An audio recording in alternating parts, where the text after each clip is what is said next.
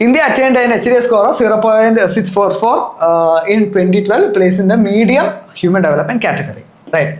Actually, when inequality was actually calculated, its score actually went down to 0.44. It worsened by 30%. Right. So effectively, inequality it made its rank dropped. Okay, its rank actually worsened, which was actually the context of the question for GS3 mains.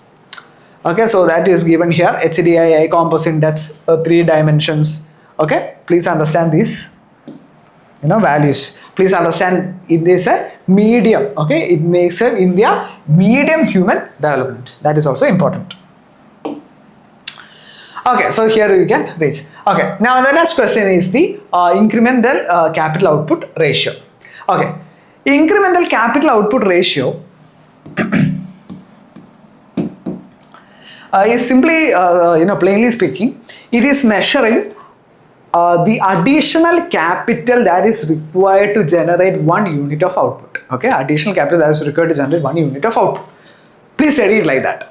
Okay, study the wordings like that. Okay, additional capital that is needed to generate 1 unit of output. Right. So if this value is high, it means the efficiency by which capital is getting converted to output is low. Okay, low, right? And if this value is low, it means the efficiency by which capital is getting converted into output is high. Okay, please understand ICOR, it's an important concept. It is the additional capital that is required to generate 1 unit of output.